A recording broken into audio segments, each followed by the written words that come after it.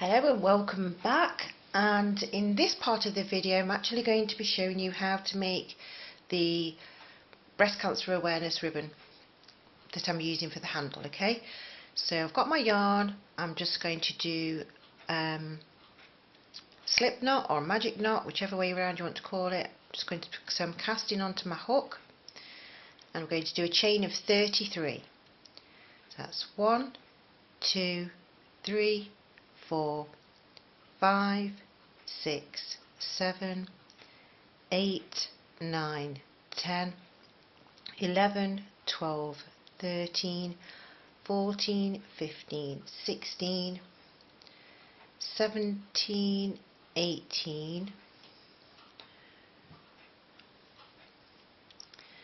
19, 20, 21, 22, 23, 24, 25, 26, 27, 28, 29, 30, 31, 32 and 33. Get myself some more yarn. As I say, I've still got my dancing ball and driving myself completely insane trying not to get cross with myself. Okay, so now we're going to skip the first stitch and slip stitch into the second stitch, and then we're going to slip stitch all the way back down to the very beginning of the chain. And so it is a little bit slow going in one sense, but it's this is how to make a nice strong handle for your bag. If you've watched my other videos, actually just this particular bit where I'm slip stitching back down the chain, this has ended up being used as shoelaces. So I'm working with the fact that's nice and strong, and yeah, that's just, I wanted the bags to be, or the baskets to be, as strong as possible, because when I very first began crocheting I really wanted to crochet myself a bag, but the handles were the things that used to let me down, because they just used to stretch and they just used to get ruined. And when my daughter was little, that she would if she had anything and there you were with your bag, and then the next thing you know your bag's dragging on the floor and you have to tie a knot in the handle, and it was just something that I couldn't find at that time, and we are going back a few years, and I couldn't find how to make them strong. And all the other suggestions that I could see was using different materials, whether that be like using some leather, or whether it's just making a cotton one and sewing it. And I wanted a complete crochet bag that was strong and that would be able to cope with the demands that we actually put our bags through. So this is the small version, the thinnest handle that I could do, that was nice and strong. Excuse me. So just going to get to the end, and one more stitch to go, and now we're going to turn our work and we're going to come back. Now we've slip stitched one in the end there, and we've gone underneath one loop, and there's still one loop left of that stitch, so we want to come into that stitch there, into that loop. I can't get in it. It is an awkward one to come round the corner. There we go. I'm trying to get in between here, look, with that knotted end there. There. Now be careful, I don't want you to actually work the tail end in when you're coming back down. So into the next stitch, we're going to slip stitch all the way back down the other side. The reason why you don't want to sew the tail in, work the tail in as you're working, is because you need the tail to sew it to your bag or your basket. And now these stitches, because they're actually effectively they're the opposite way around of how you would normally work. Instead of you going in, you're sort of coming back upon yourself.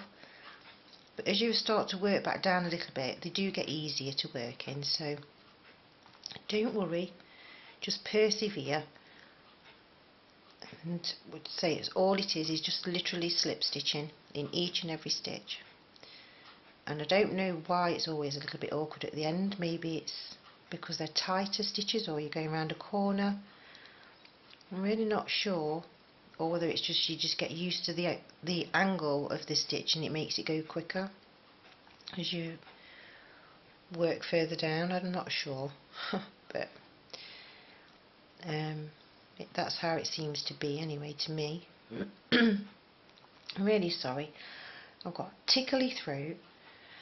I've been feeling absolutely awful. I'm waiting to go to the dentist to have my teeth. Well, I'm actually having one tooth pulled out, by the way. I'm just going to pull out my wisdom tooth, and I'm having it done while I'm awake. Not nice. All that horrible noise that you hear, it cracking in your mouth, and it makes me feel so sick. And I hate the anaesthetic. I have bad effects on it. I always cry. I come out there with all the wadding inside my mouth, so my face is all swollen up, because my face swells with the injection anyway, and I always cry afterwards every single time. It's so embarrassing. And I apologise to everybody that's there, and I feel awful for the people that are nervous sitting waiting to go in, because I just come out blubbering, and so that can't help their nerves, can it? But so I'm trying to get these videos done so that actually when I have my tooth out, that I'm actually I'm going to be, I don't know, it normally takes when I had the tooth pulled out before, it actually took 6 weeks for my mouth to heal. So and you start to get weird, because like there's lack of food, you don't eat the right things, and I find that my behaviour becomes strange. I'm sort of, I don't know if everybody else has those sorts of things, but I know that that's how it affects me, so I have to be prepared. So there we go, we've got right to the very end. Okay, and now if you look at this end it's sort of, because I've gone round the corner, so you've got that little curve. So I'm just going to actually just into that very beginning where I've slip stitched there, I'm just going to slip stitch underneath the 2 loops there, just to round the end off, so it just looks, I don't know whether that looks better or not. Shall I undo it? No, I'm going to leave it undone actually. So now I'm going to sew that bit in with my, there. So that's the handle, and that's it. That's all there is to it. There's nothing else to the handle. And this is where you get your needle and your thread. Thread your needle. So, and then if you get your work and you pull your work, see where you've got your slip stitches there. I don't know if you can see through this properly here, but if I pull my work, you can actually see the little crisscross pattern inside. So there's holes for you to be able to work in. And if you work up, so that, see, that's like one little cross, and then there's another one there. So if I just pull that through, just so I've rounded my end up better, and then the next little cross I go over it, so you sort of go over and under, yeah, just to be able to work your way up your work. And so I get to there, I might have come up a little bit too high actually, and then we want to just literally go straight through both pieces. Now I would recommend that you actually make both of your handles and turn them both into the ribbons before you actually sew them to your bag or your basket, whichever you want to call it. And the reason why I'd say that is just so that you've made sure that you've sewn them both in the same place, so that you've got these tail bits at equal lengths. I'm just going to give that a couple of stitches there. Oops.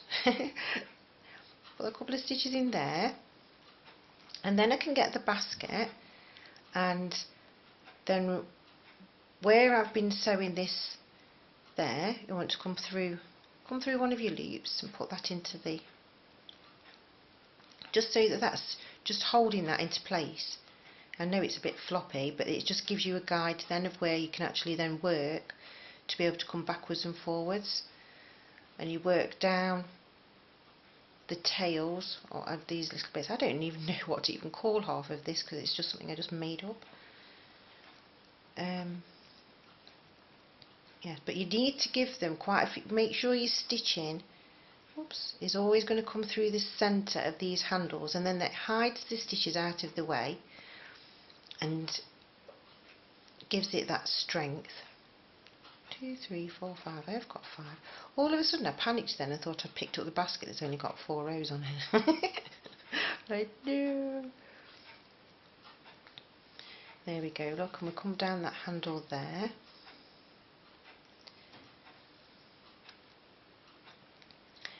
So, and that's stitched through to there. Okay.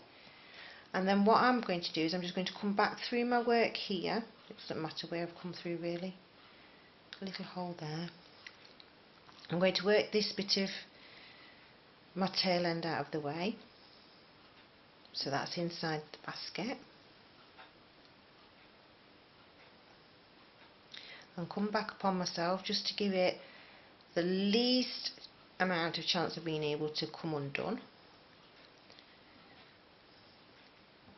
And cut that off there. I'm going to get the tail from the other end, and to make sure that this is as strong as can be, I'm going to work this, whoops, this end back over the stitching that I've already done. So I'm going to go over this one again, in and out, just so that you want it to be as strong as possible, because kids are just so rough with things, and that's just the way that children are. I'm not being disrespectful. My children are, they was rough with things as well, and like toys used to be made like super tough so that your kids could drop them from the top of the stairs and they'd fall all the way down, and it didn't matter if you didn't have a carpet on your stairs, the actual toy would survive. But then, I don't know what happened. Modern society and things. I'm actually going to come back through there. No, I'll just come into this bit. So I can just put this bit of tail end out of the way. But yeah, things, to me, well, I don't know, it just seems to me that things are made, they've made things a lot cheaper, so they're a lot more flimsy. And we've become such a throwaway society that it's so wrong, all the plastics and everything. But there you go anyway. That's one handle on one side of the basket. Okay, and so all you've got to do is make one exactly the same on the opposite side of the basket. Make yourself another base bit, so that then when you actually put everything together, it ends up so that you've got the double base, both of your handles, and say the basket actually is a round basket. She says it's just because I've squashed it to make.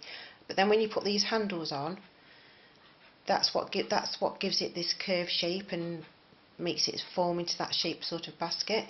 And if you wanted to just put one handle straight over the top, you still get to keep the roundness of your basket, and you have that sort of basket. And it's exactly the same handle, and all I've done is just literally sewn this one on over the top and gone opposite. Okay, so I hope that that's made sense. Thank you for watching, thank you for liking, thank you for subscribing. I'm not quite sure that these videos have turned out that well. I feel, like I said, I'm feeling a little, I'm anxious. It's playing in the back of my mind about my dental appointment, so I may or I may not actually publish these videos. I might have to go back to the drawing board and do it all again, but anyway, I do appreciate all your support, so thank you for everything that you're doing. Thank you for buying my patterns off my Etsy, by the way. I really appreciate that. It's been absolutely lovely. I've been able to buy some lovely new yarns to be able to make some, well, on my other things I've been making. So yeah, and it's just made it so it's possible so that I can keep on making my videos. So thanks again, I really do appreciate it. Bye for now.